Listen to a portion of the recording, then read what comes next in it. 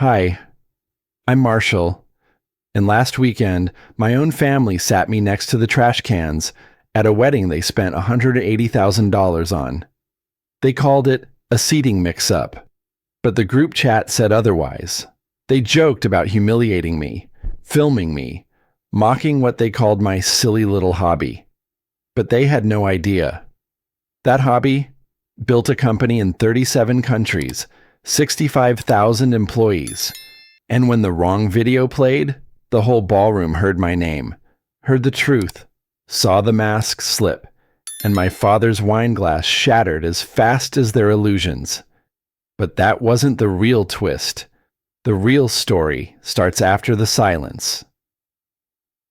The moment I stepped into the reception hall, the air hit me like a perfume commercial. Roses, champagne, and money. The chandeliers sparkled in smug little bursts as if mocking anyone who didn't belong. I adjusted my tie, straightened my blazer, and reminded myself, just stay an hour, Marshall. Smile, wave, leave. I hadn't seen most of my family in years, and even from the entrance, I could tell not much had changed. Same booming laughter from Uncle Ray. Same false sweetness in Aunt Denise's voice as she said, "You look so well," to someone she'd probably just trashed in the parking lot. I wasn't late, but they'd already started drinking. Big glasses, full laughs. I walked toward the check-in table. A girl in a headset looked at me, then glanced down at the place cards. Her eyes lingered a moment too long. That smirk, the kind someone gives when they think they know a secret you don't. She handed me a small white card. Marshall, table 27. Then, quieter, as if she didn't want to say it too loudly. That's near the service area. I looked at the card again. Neat print, no mistake. Service area, trash receptacles. Like it was a normal thing to print. I gave a polite nod, but my stomach clenched. I could already feel the heat crawling up the back of my neck. I didn't come here expecting red carpets, but even this, I hadn't seen these people in years, and somehow they still found a way to put me back in the same damn box. I walked slowly toward the back of the ballroom, weaving past tables with crystal centerpieces and champagne flutes tall enough to catch rain. Table 6, Graham, my older brother, surrounded by a swarm of cousins and their spouses. He caught my eye, then quickly looked away. Guilt or triumph, I couldn't tell. As I got closer to my assigned seat, the citrusy sting of industrial cleaner crept into my nose. There it was, table 27, right next to the double doors swinging in and out with servers carrying trays. Beside a pair of silver trash bins tucked behind a curtain that didn't quite reach the floor. The chair rocked slightly as I sat, one leg shorter than the others. I placed my card on the table, right in front of me, a name tag of humiliation. I glanced around. No one was sitting here. Of course not. And then came Graham, walking toward me with that walk. The one he used when he'd just gotten a promotion, or a new car, or, like now, the opportunity to remind me of my place. "Well, well," he said, slapping a hand on my shoulder like we were old pals. "Still tinkering with those little side projects? What do you call them? Passion gigs?" His wife giggled beside him. Behind them, our cousin Brandon gave a low chuckle, like he was trying to hide it behind his drink. I held my smile. Tight. Controlled. "Yeah, still making things." "Good for you," Graham said, then leaned in, mock serious. "You know, not everyone needs to be a CEO or something. Some people just need a good hobby." That word, hobby, landed like a slap across the face. I felt it echo through my ribs. I had built an empire. I had offices on 4 continents. I had employees who looked to me for leadership, who built their lives around the company I started with nothing but an old laptop and $23 in a checking account. But in this room, I was still the quiet one, the failure, the family ghost they barely remembered to invite. I didn't respond, not because I had nothing to say. I had plenty, but this wasn't the moment. Timing matters. They stood for a beat too long, waiting for a reaction, and when they didn't get one, they left with satisfied smirks, heading back to their glittering circle. The ceremony began. The music rose, the bride walked in, and everyone stood, except for me. I was too far back for anyone to care whether I stood or not. No one looked at me. No one asked if I wanted to move closer. No one offered a second chair. My place card sat in front of me like a monument to all the times they'd made me feel small. I looked out across the room, laughter, glasses clinking, hands being held. A stage with a massive LED screen scrolled wedding photos like a Hollywood montage. And I sat by the trash cans. I leaned back in my chair, eyes on the bride as she walked down the aisle. My family, my entire bloodline, had worked so hard to paint this perfect picture, the perfect wedding, the perfect smiles, and they had made damn sure I was cropped out of it. It was almost artful how they did it, polite enough to brush off, cruel enough to leave a mark. A server passed by. She glanced at my table, clearly confused why a guest was sitting here. I gave her a tight smile. She smiled back, but her eyes darted away quickly. I ran my finger along the edge of my place card. Marshall, table 27, service area, trash receptacles. What a headline that would make. I thought back to the call I ignored that morning from my assistant, who wanted to confirm my keynote speech for next week's international conference in Dubai. I thought about the billion-dollar contract we just closed with a European energy firm. I thought about the thousands of employees whose names I actually knew. And yet, here I was, still the boy in the corner, still treated like the one who never quite measured up. I didn't say anything, didn't cause a scene. Not yet. Because they really had no idea who they were dealing with. But even I didn't realize how quickly the night would force me to show my hand. The music dimmed as guests eased into mingling, their voices filling the ballroom in soft waves. I stayed where I was, my chair slightly tilted back, arms folded as if holding myself in place. My fingers toyed with the edge of my place card, still lying flat in front of me like a label I hadn't chosen. From across the room, laughter sparked like static. I watched clusters of relatives move freely, switching tables, making introductions, catching up like characters in a sitcom reunion. I didn't move. The room may have been open, but there was a line drawn around me that no one intended to cross. To them, I wasn't worth disrupting their performance for. A woman in a red dress passed close by, dragging her husband along. They slowed near my table, but didn't notice me. She leaned in and whispered, "He's always been the odd one, you know, a little off. You remember that project thing he used to do in the garage?" He nodded. "Yeah, makes sense they stuck him over here. He never really fit." They kept walking before I could even blink. It wasn't just Graham. This had been rehearsed, spread, quietly passed from mouth to ear like family folklore. I wasn't misunderstood. I had been rewritten. Somewhere along the way, they'd agreed on a version of me that was easier to mock than understand. My jaw tightened, but I didn't move. I let their words settle, like dust on a shelf I no longer intended to clean. I stood and moved through the room, slow, deliberate. I wasn't going to make a scene, not yet. I spotted Aunt Rachel, A woman who once bought me a telescope for my 10th birthday because I said I liked stars. I remembered thinking she understood me. I walked up, gave a small smile. "Hi, Aunt Rachel. Can I ask, is there a reason I'm seated alone?" She blinked as if caught off guard.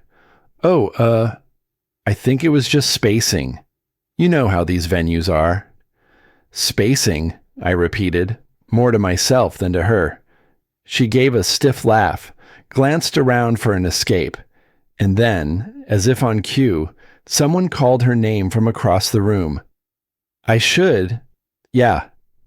She patted my arm awkwardly and walked off. There was no spacing issue. There were empty chairs all around the ballroom, at tables with people I once built forts with in Grandma's backyard. The seating arrangement wasn't random. It was intentional. My isolation had been designed. I made my way back to table 27. My shoes scuffed softly against the marble floor, and I noticed how even that sound seemed quieter around me, like the room was swallowing my presence. Then came Graham again. Of course. He floated between guests like a campaign manager at a fundraiser. Handshakes, cheek kisses, overly loud chuckles. He wore his suit like it came with inherited confidence. He made a stop near me, champagne flute in hand, already mid-sentence to someone behind him. Then, turning just enough so others could hear, he said, "Glad you made it, little brother. This way, you get a front row seat to see what real success looks like." There was a pause, just long enough for a few people to turn their heads. Then, laughter. Light, scattered, but sharp. I smiled, not because it was funny, but because I saw it clearly now. This wasn't a joke. It was a show. He needed an audience, and I was the prop. I didn't say a word. Let him have his line. Let him feel in control. He gave me a mock-sincere nod and walked away, back into his orbit of admirers. I sat again. This time the chair didn't wobble. I wasn't sure if it was me or the floor that had steadied. I watched the room. Graham wasn't being praised because he'd built something. He was being praised because he performed well. He smiled big, dressed clean, and never hesitated to claim credit, even if he didn't earn it. In contrast, I had spent most of my life building quietly, designing things, solving problems, leading thousands. But none of that counted here. In this room, I was still the awkward kid who got in the way during group photos, and somewhere in the back of my mind, that 10-year-old version of me stirred. There was a time, long ago, when I'd brought a handmade model of a bridge to a family barbecue. I had spent weeks on it, measuring, cutting, gluing. I was proud of it. Graham knocked it off the table 5 minutes after I arrived, laughed, and told everyone he was just testing its strength. My father chuckled and said, "Don't be dramatic, Marsh. Build a better one next time." I hadn't thought of that moment in years, but now it came back like a bruise I'd forgotten was there. Some things never change, but I had. I looked around again, slower this time. They weren't being cruel on purpose. That was the worst part. They were just running the same tired script, thinking I'd still play the same role, but I wasn't here to be the quiet one anymore. Dinner service began. The waiters moved like a dance, plates spinning, trays balanced, wine poured. I sat up straighter, fixed my tie, let my hands rest still on the table. I wasn't humiliated anymore. Not really. I was sharpening, because I knew now. This night wasn't a mistake. It was a stage, and the lights were already warming up. And then, from across the ballroom, someone made a mistake that pushed everything over the edge. And then someone approached my table, someone who was never supposed to get involved. I will write the full chapter here in this chat per your instructions. Please hold as I complete it. The breaking point horror.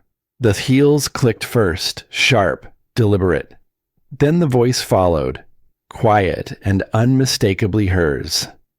Mind if I join you for a second? It was Aunt Renee. Of all people, she was the one person I'd expected to avoid me tonight, not walk toward me with the grace of someone approaching a friend instead of a family footnote.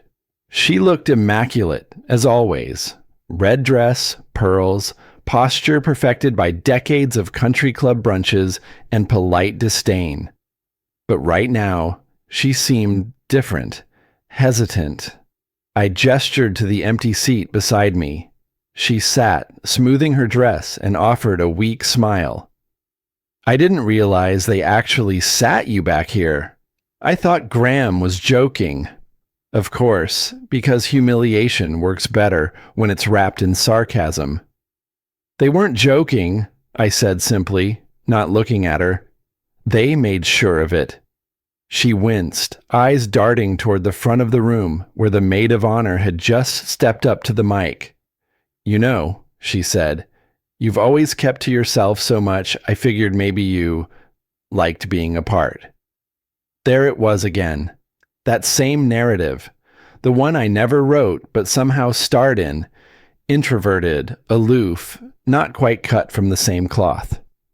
I never liked it, I said, watching my own glass as I turned it slowly. I just learned not to fight it. She was quiet for a moment.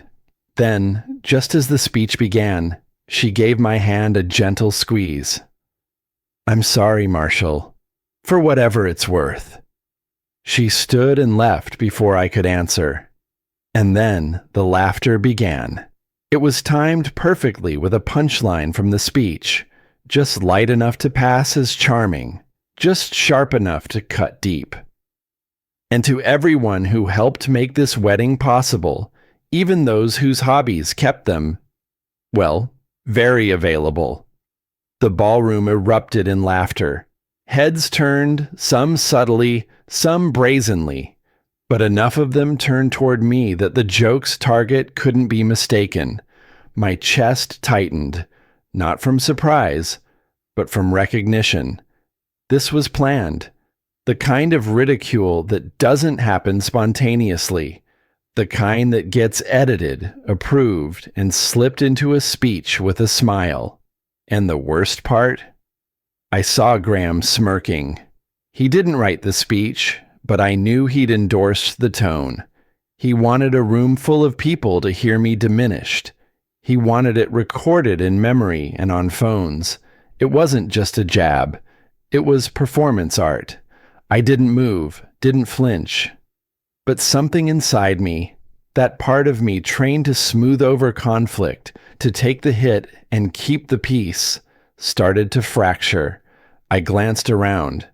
The ones laughing hardest had once called me for favors, had sat in my office pretending to care about my ideas just long enough to ask for investment advice or an introduction to someone on my board. Now they laughed like I was a clown at a dinner party. Their hypocrisy wasn't subtle. It was comfortable. That's when the young catering guy came by. Couldn't have been more than 22, nervous as hell, holding a tray of shrimp. He leaned in and whispered, Sir, I'm sorry. I overheard the seating chart thing. Your family. They specifically said you'd prefer this table. Said you hate attention. I didn't speak for a few seconds, just nodded. Thank you, I said quietly. It's not your fault. He lingered like he wanted to say more, then moved on. So that was it. Not a logistical mix-up, not a full seating chart, not too many guests and too few tables. Just deliberate isolation, dressed up as consideration. I wasn't even mad, not anymore. I was clear.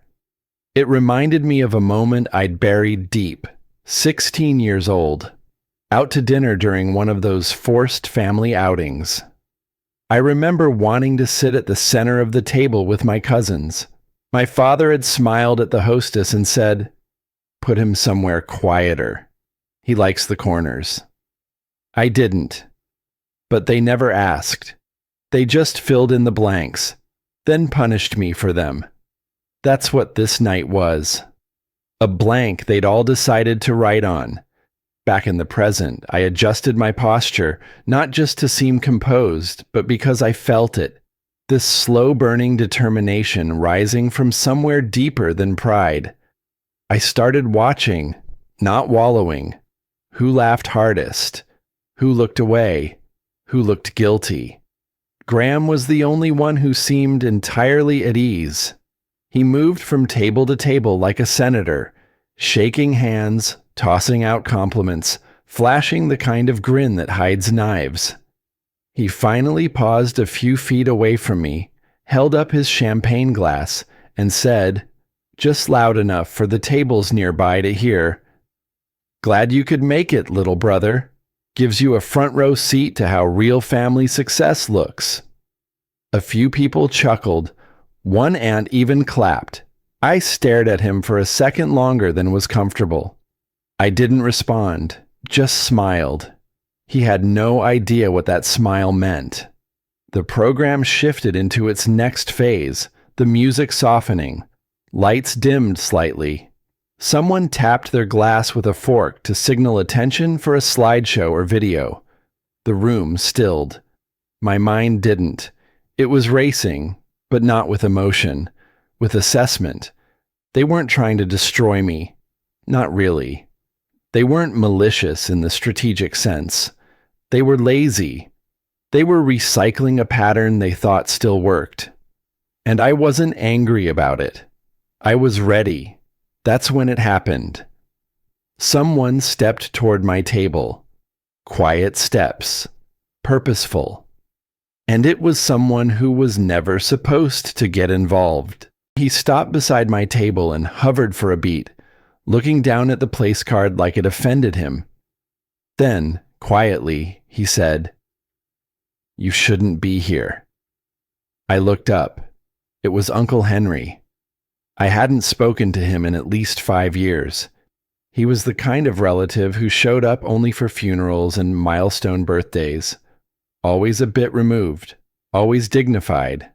But even with that distance, everyone seemed to treat his words like they mattered more. Maybe it was his military background. Maybe the way he never spoke unless he meant to. Now, for some reason, he pulled out the empty chair beside me and sat down without asking. "No one should be sitting back here," he added, voice low but firm. I waited. I'd learned to let silence do the work. He leaned slightly closer, his gaze scanning the crowd as if checking for eyes. "I overheard something earlier. Thought you should know." There was a pause. I could hear the clinking of silverware and a burst of laughter from another table, laughter I didn't trust anymore. "They're setting you up, Marshall," he said. My chest tightened, not from surprise, but from the weight of confirmation. I'd sensed it all evening. The misplaced jokes, the glances, the deliberate seating. It was building towards something. I just hadn't known what, or how far they'd take it.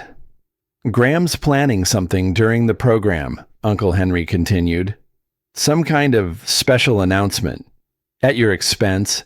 He made a joke about it earlier. I didn't think much of it then, but now?" His jaw tensed. "It's mean-spirited, and it's public."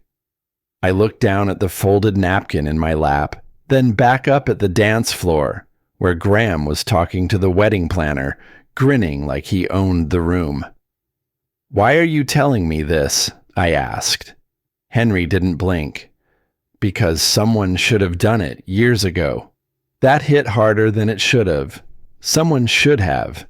Not just tonight, but back then too, when I was 13 and got left behind on a family fishing trip because there wasn't room on the boat, or when I got pushed out of a group photo just to make it symmetrical, or when my name got left off the holiday gift exchange by mistake 3 years in a row. They always had excuses. Little ones. Harmless, they said. Coincidence. but none of it ever felt accidental. This wasn't a pattern. It was a system, one that ran on silence and complicity. I exhaled slowly. I'm used to it. Henry shook his head. You shouldn't have to be. Funny how the simplest truths hit the hardest when they're finally spoken out loud. I'd carried years of quiet tolerance like a badge, but now it felt more like a burden I'd mistaken for strength. Then Henry dropped the second blow. Your father helped plan this, he said.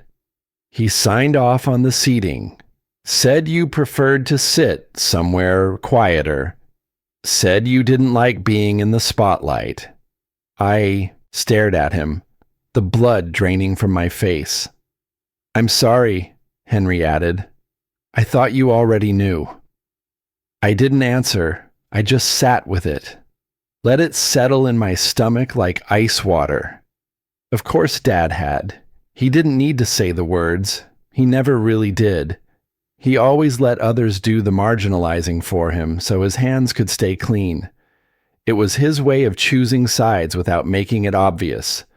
They think you're harmless, Henry said, that you won't fight back, that your silence is consent. That stung more than anything Graham could have cooked up. Because it was true. That's exactly what they thought. And maybe I'd let them think it for too long. I looked back toward Graham. His laughter now felt theatrical, too big, too loud, performative. He didn't know I knew. Good. I turned to Henry. Thank you. He gave a curt nod. Just be careful what you let them take from you tonight. His hand rested on my shoulder for a second. Then he stood and slipped back into the crowd, like he'd never been there. And just like that, the warning became a strategy, no longer just an insult to endure. It was intel, context, an opportunity. I started assembling the timeline in my head. Graham would want attention. He'd wait for the moment when the room was quiet, when the lights dimmed, when the crowd expected something sentimental. He'd use the element of surprise to cloak the sting in humor, but this time, I'd be ready. For the first time all night, I wasn't just watching, I was planning. The room's lighting began to shift again, the subtle cues that something formal was coming. The DJ's playlist faded to a softer instrumental. A staff member in a pressed white jacket walked toward the stage with a neat stack of cream envelopes in hand, each one trimmed in gold, labeled carefully. I spotted the top envelope. The handwriting was unmistakable. Graham's. I straightened my posture, fingertips resting on the edge of the table, and focused all my attention forward.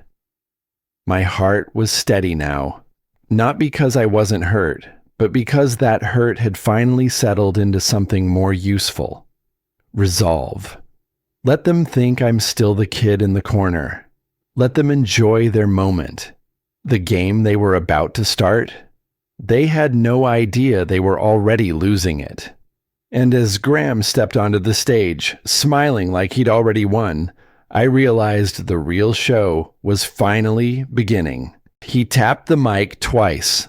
The sound echoed sharply across the ballroom, snapping attention from every corner. Heads turned. Conversations died. Even the servers froze mid-step. Then Graham smiled. He didn't look at the bride, not at our cousin or the guests gathered for her celebration. He looked straight at me. As we pause before the next dance set, he said, voice smooth like he'd practiced it, I'd like to take a moment for a very special shout-out. He gave it just enough dramatic pause to signal he wanted a reaction, anticipation, attention, a ripple of curiosity. He got it. People leaned in. My pulse slowed.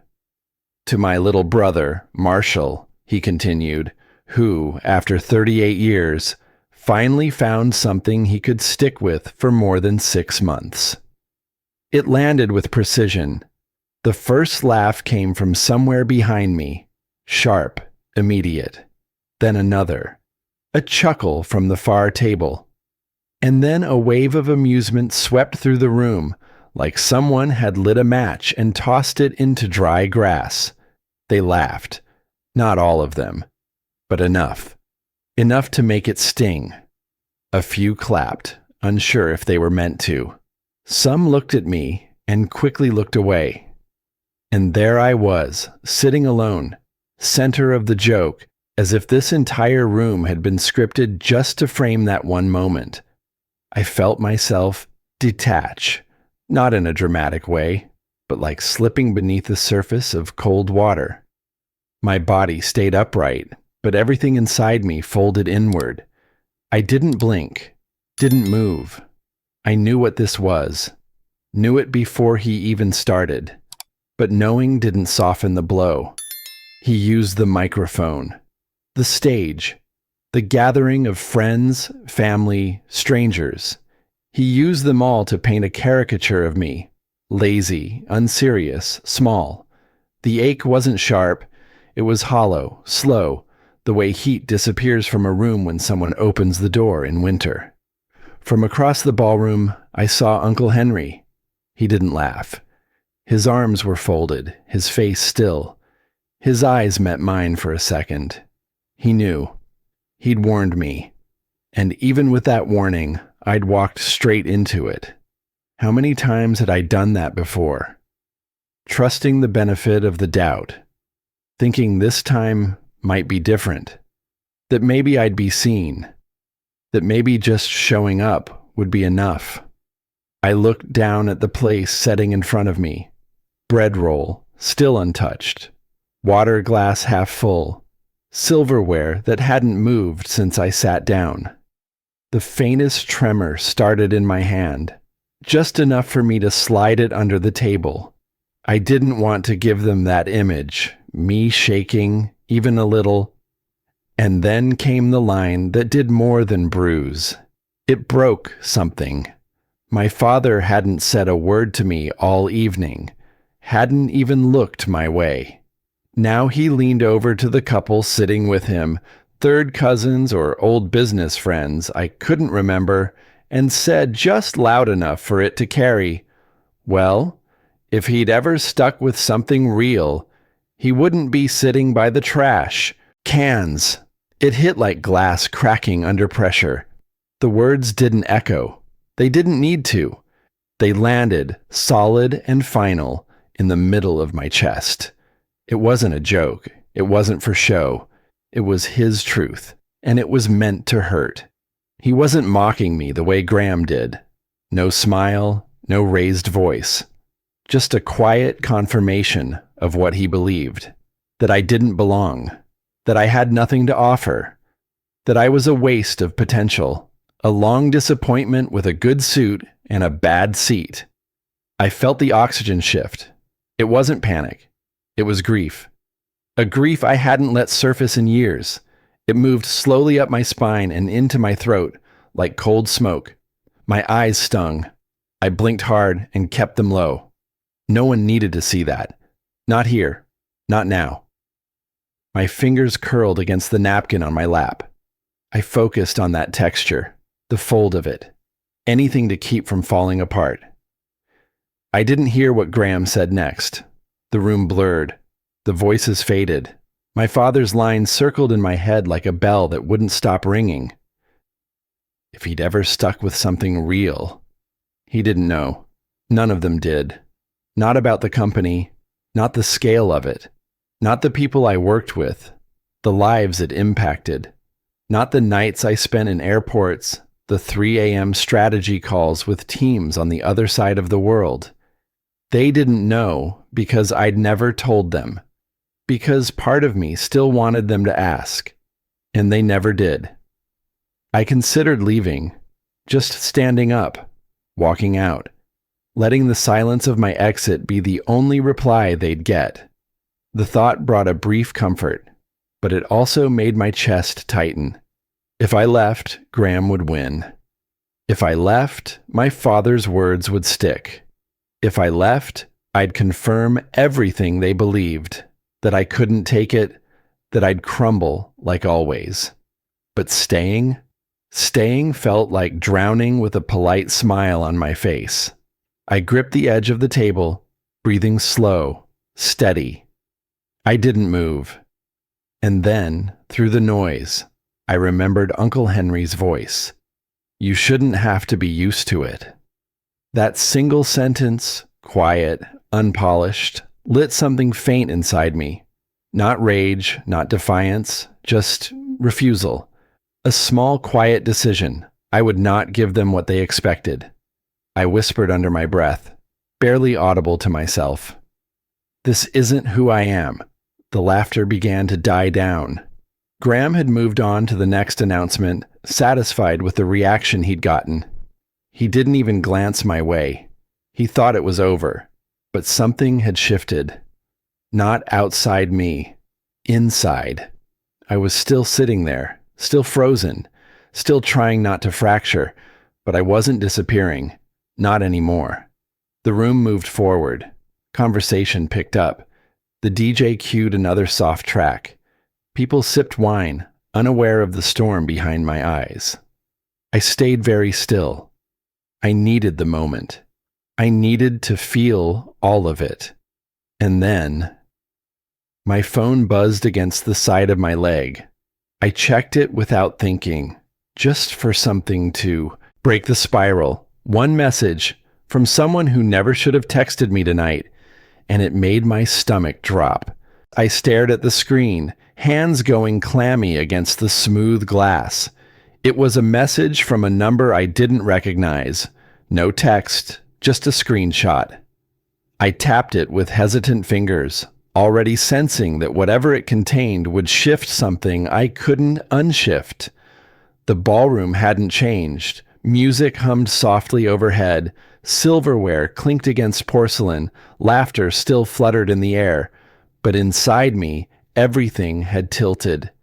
The image loaded slowly, like it knew how heavy it was. It was a group chat, a wedding planning thread, dozens of participants. My cousin, the bride, her bridesmaids, Graham, and my father. My name popped up in bubble after bubble, wrapped in casual cruelty. Put him near the trash cans. He's used to being the family reject. Give Graham the mic. Let him loosen the crowd with a joke about his hobbies. Make sure someone films his reaction. Could be hilarious. My vision narrowed. This wasn't passive aggression. It wasn't a miscommunication or oversight. They had planned it. Step by step. Scripted my humiliation like it was part of the evening's entertainment. I scrolled, half numb. And then I saw it. The line that gutted more than the rest. From my father. 5 words. Just don't make him cry. I blinked hard. My eyes burned, not from tears, but from heat. The kind that builds behind your ribs when the last illusion gets pulled from under you. He hadn't just stood by. He hadn't just let it happen. He'd helped write the lines. And suddenly, I wasn't sitting at a wedding anymore. I was sitting in a theater, center stage, while the people I used to love threw tomatoes dressed as smiles. It wasn't a misunderstanding. It was cruelty, executed with laughter and linen napkins. And I was done pretending it didn't cut. I stood, not fast, not loud, just enough to pull focus. A few heads turned. A woman at a nearby table raised an eyebrow. One of my aunts leaned toward her husband, murmuring something behind her hand. They thought I was leaving, running, hurt, small, predictable. But I didn't head for the door. I walked to the stage, step by measured step, each one quieter than the noise in my head. Graham was mid-laugh, soaking up the afterglow of his cheap punchline. He didn't see me until I was close enough to touch the edge of the platform. When he did, his smirk widened. "Well, hey buddy," he said into the mic, mock warmth coating his tone. "Enjoying the show?" I didn't answer. I just held up my phone. I let him see the screenshot. let him read the lines, didn't blink, didn't frown, just held it there, like a mirror. His smile faltered. It was small at first, a twitch at the corner of his mouth. Then his brows tightened, and I saw it. The exact moment he realized he'd lost control of the scene. His hand went to the mic, but he didn't speak into it. Instead, he leaned down toward me, voice low. "Where did you get that?" he hissed. "Marshall, don't start something." My voice came out quieter than his, calmer, but it cut sharper. "I'm not starting anything. I'm finishing something." His face twitched. He glanced toward our father, toward the man who had orchestrated it all without lifting a finger. But Dad was laughing with someone across the room, totally unaware that the stage had shifted beneath them. Graham's confidence cracked. He stepped back, grip tightening around the mic stand. I didn't need to raise my voice. I didn't need to shout or make a scene. That would have been their version of me. Emotional, dramatic, easy to dismiss. I stood still. Let him stew. Let the fear creep in. It was the first time in my life I watched Graham squirm. And I wasn't done. I stepped in just a little closer, just enough to press the words under his skin. "You don't get to decide who I am anymore," I said. "Not here. Not ever again." He didn't respond. Couldn't. I turned, walked back down the steps like nothing had happened. But everything had. And they knew it. Every eye that followed me now wasn't mocking. It was uncertain, curious. A few even looked nervous. I reached my table, sat back down, took a sip of water. The phone lay face up beside my plate now, the screenshot still open. I didn't need to look at it again. It was seared in. But oddly, it didn't crush me the way it might have an hour ago. Something had shifted. Inside, I felt it. That strange new thing. Resolve, not fury, not heartbreak. Something steadier, sharper. The kind of quiet focus I use in a boardroom right before landing a deal no one saw coming. I'd spent decades swallowing pain for the sake of peace. Tonight, I saw the price tag on that silence. And I was done paying it. I glanced back toward the stage. Graham was fiddling with the mic, pretending to read from a note card, clearly stalling. His charm had drained. No one laughed anymore. They watched. They waited. And I didn't even need to speak. I just had to stay still and let the truth burn its way through the room. This wasn't over, but I wouldn't end it here. Not like this. There would be a better moment, one that would cut deeper than any joke. I breathed in slow. The music played on. I placed the phone back in my jacket pocket and looked toward the head table where the bride and groom were whispering. They didn't know what was coming either. And then, just before I reached for my fork again, my phone buzzed a second time. A new message, different number. I read it once, then again, and everything in me went cold.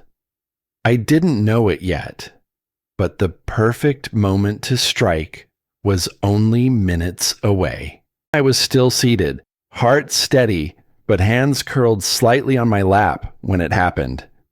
The string quartet had just finished a set. Wait staff were clearing salad plates, and a murmur of small talk floated through the room. Then, without warning, the music cut off. The ballroom lights dimmed a fraction too quickly, like someone backstage had fumbled the timing, and the massive LED screen at the front of the hall flickered once, twice, before settling on a black background with a bold white title. Global Business Leadership Awards, honoring Marshall Hale. I froze. The air around me shifted. People started to turn. Heads angled up toward the screen like they weren't sure what they were seeing. The confusion in the room was sudden and sharp. I could feel the moment my father noticed. He squinted at the screen, visibly annoyed, as if someone had just dared to interrupt a show that was never about me. Graham was still near the stage, mid-conversation, but the color drained from his face in a matter of seconds. The screen lit up again, this time with a well-lit stage and a host's polished voice coming through the speakers. Our honoree this year has led a team across 37 countries, more than 65,000 employees, a net worth of $3.6 billion. There were gasps, audible ones. A knife clattered against a plate. One woman at the far table dropped her fork mid-bite. I didn't move, didn't blink. The moment I had been quietly building toward had arrived, on its own, unplanned, divine in its timing. And now, the host continued, please join me in celebrating our recipient, Marshall Hale. My name echoed through the room like a bell. The ballroom, just seconds ago full of laughter and whispers, fell into absolute silence. Every eye turned to me, and then, behind the quiet, there was the sound of something glass slipping, followed by a sharp crash. I didn't have to look. I knew it was my father's wine glass, shattered at his feet, but no one moved to pick it up. No one said a word. Graham was frozen mid-step near the DJ booth. His eyes darted from the screen to me and back again, as if hoping it would all glitch away. His voice came through the microphone, unaware it was still live. No, this has to be a mistake. The bride clamped both hands over her mouth. The wedding planner sprinted toward the AV team near the side curtain, frantically gesturing for someone to cut the feed. But the video didn't stop. It kept playing. And worse for them, it kept getting better for me. Now came the segment I'd nearly forgotten about. A pre-recorded interview from last month, shot for the award ceremony but never meant to play here. I was seated in a studio, jacket off, sleeves rolled. The interviewer asked, "Did you build all of this completely alone? No help from family?" My on-screen self took a breath. And then, with eyes locked to camera, I said, I had to learn early that sometimes the people who should lift you up are the first to push you down.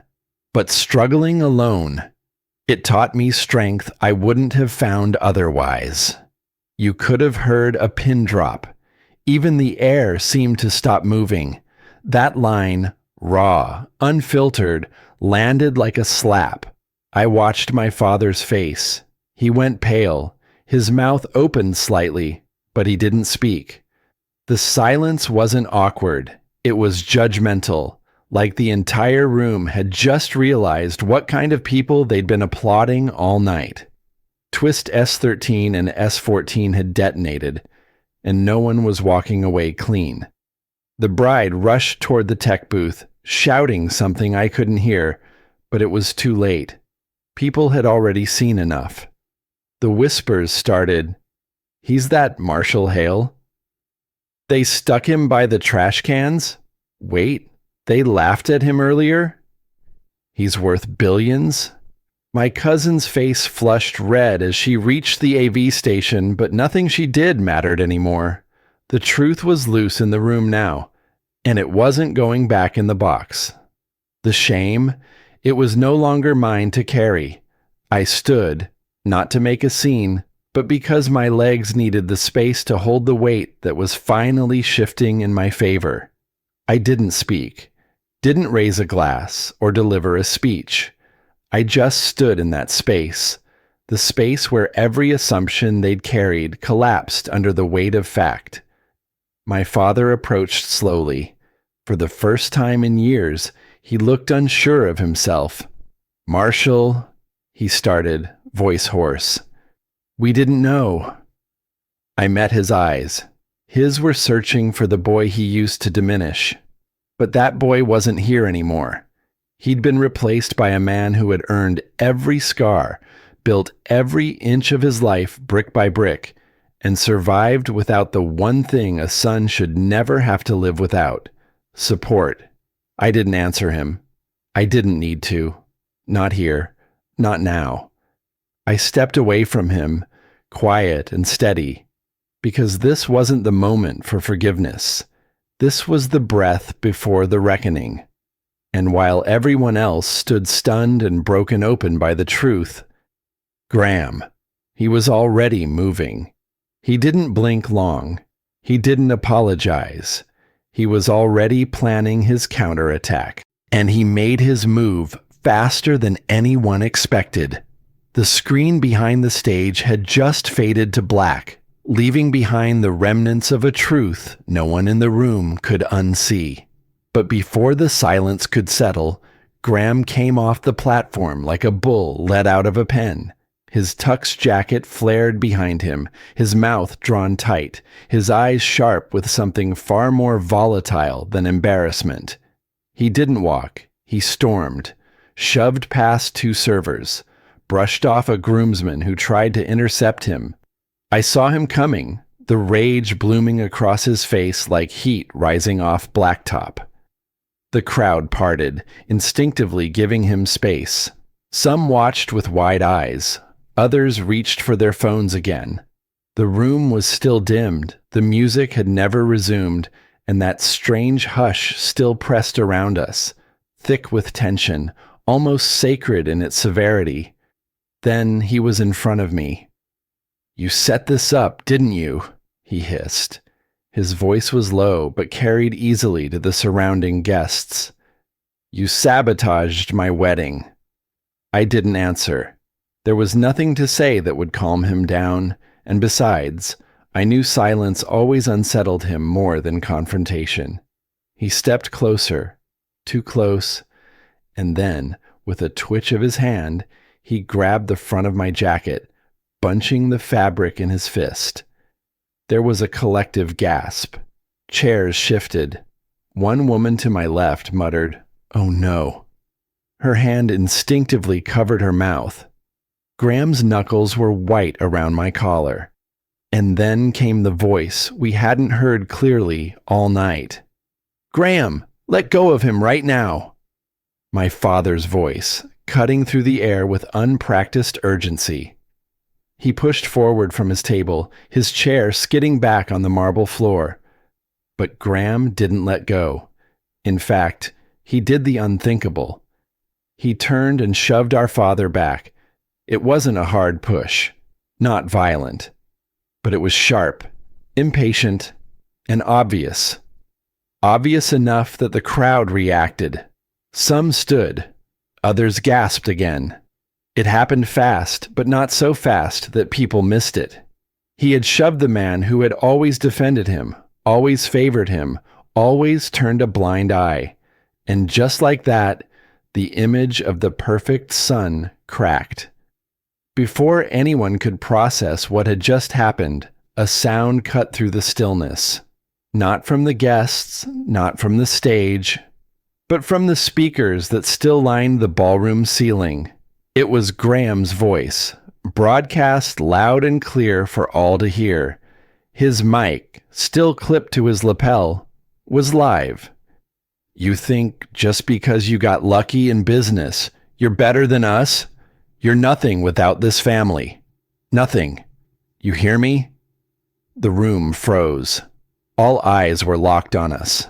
A few guests raised their phones again, filming. Others simply stared, mouths slightly open. Then, still amplified across the room, his voice spat again.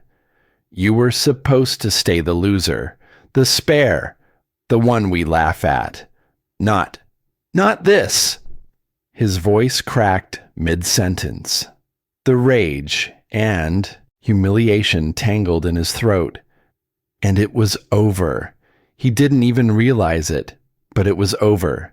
The mask had slipped completely. There was no polishing this, no spinning it. I reached up slowly and straightened my jacket where he'd crumpled it. My voice came out even, low, but the mic caught it perfectly. "Graham, I never needed to be better than you. A pause. I just needed to stop letting you decide who I was. That silence, just after the line, was different from all the silences before. This one felt full, like the whole room had inhaled and didn't dare exhale. My father stood there, stunned, his eyes no longer darting between us like a referee, but fixed on me with something raw, something like realization. Graham stepped back, shaky now, fumbling for control. "He's lying," he shouted toward the guests. "He planned this, all of it. He's trying to make me look bad." But no one flinched. No one nodded. They had seen too much. They had watched him grab me, heard him threaten me, seen him shove his father. They weren't guessing anymore. They were judging.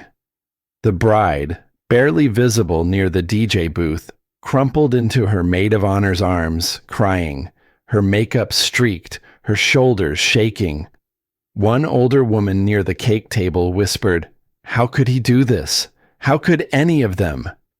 The illusion had shattered. I reached into my jacket pocket, slowly. No rush, no flourish, just intention. I pulled out my phone, opened the screenshot again, walked forward, just one step, and raised it slightly for Graham to see. Then I swiped upward, zooming in on the part that had always mattered most. 5 words. "Just don't make him cry." My father's words, now visible to everyone standing near us. I turned the phone outward. One by one, guests leaned in, looked, read. Some shook their heads in disbelief. Some just stared at the screen. My father sank into the nearest chair. Not with anger, not even with shame. With defeat. The kind that comes from finally seeing what you spent years pretending didn't exist. Graham stepped backward again, chest heaving, face mottled with rage and confusion. His mouth opened, but nothing came out. Security didn't grab him. They didn't need to. They simply approached gently, guiding him away with firm hands. No one fought. No one shouted. Even Graham knew, at least in that moment, he had nothing left to say. The wedding was over. The facade was gone. I remained standing where I was, breathing deeply, feeling something settle that I hadn't felt in years.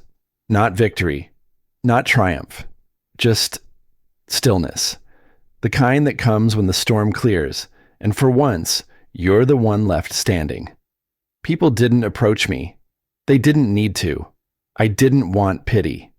What I had wanted all along was to be seen. And I finally was. I looked around the room, slowly. Some faces avoided my eyes. Some watched with quiet respect. But no one was laughing anymore. No one was whispering.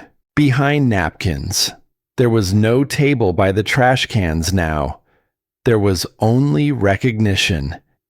And yet, even after the chaos settled, one man still owed me the truth. The ballroom had thinned out to a quiet skeleton of what it was just an hour ago. Chairs stood crooked, abandoned around half-empty tables. Someone in the far corner was sweeping up the remnants of my father's shattered wine glass. The floral centerpieces looked tired, leaning slightly, petals already starting to wilt under the weight of the evening. The music never returned. Only the hush remained. He was still there, my father. He sat alone at a corner table, fingers clasped loosely together, elbows resting on the edge as if trying to hold himself together. His back wasn't as straight as I remembered. His shoulders looked smaller.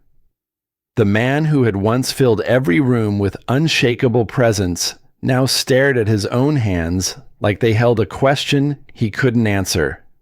I started toward him slowly. There was no anger left in my chest, no triumph, just something quieter, heavier, like standing on the edge of a long, unfinished sentence.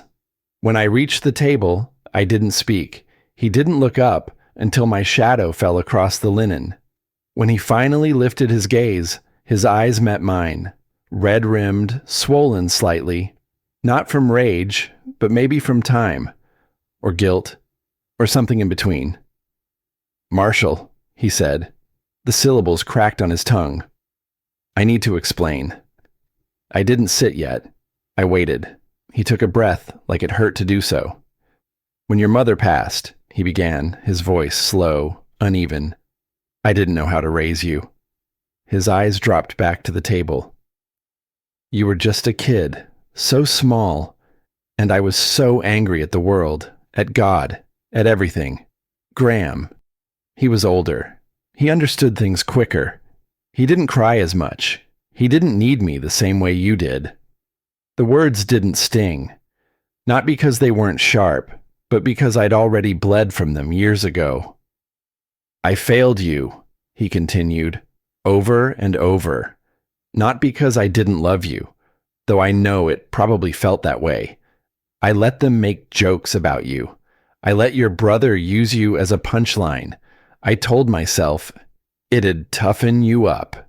He rubbed the heel of his palm into his eye, voice shaking. "I thought I was preparing you for a world that doesn't care. I didn't realize I was becoming the world you'd have to survive." The air between us felt thick, like the ballroom had shrunk around this single table. He wasn't defending himself. He wasn't excusing it. This wasn't a plea. It was something else, something final. I lowered myself slowly into the chair across from him. We sat there, two men in the ruins of a celebration that had never really been about joy. "You didn't just fail to protect me," I said, voice low. "You taught them how to treat me." He nodded, not in argument, in agreement. "I know," he said, "and I don't expect you to forgive me. I don't think I could forgive me. But I couldn't leave this earth without you hearing the truth from me. Not secondhand, not too late." A silence spread between us. It wasn't cold, it wasn't warm either, just honest. I took another breath. "I'm not here to punish you." He looked up again, cautiously. "But I'm also not here to fix this," I added. "Some things stay broken." His jaw clenched like he wanted to speak, but then he only nodded. "I understand," he whispered. And for once I believed him. There were no tears, no dramatic collapse. Just a quiet moment between a father and a son who had stopped pretending they knew each other, and had finally started speaking like they wished they had long ago. A soft shuffle behind me interrupted the stillness. A young server, barely out of college maybe, approached the table and held out a few place cards she'd been collecting from the floor. They were curled slightly at the edges, footprints across a few. She offered me mine without a word. It read, "Marshall, Table 23, Trash Bins." I stared at it for a moment. The last echo. The last reminder of where they thought I belonged. I folded the card in half, creased it cleanly down the center, and placed it gently on the table between us. "I'm not sitting there anymore," I said quietly. His chin quivered. His fingers hovered above the card but didn't touch it. He knew. It wasn't his to move anymore. I stood. He looked like he might ask for something, maybe one more moment, maybe a gesture, but I didn't hug him.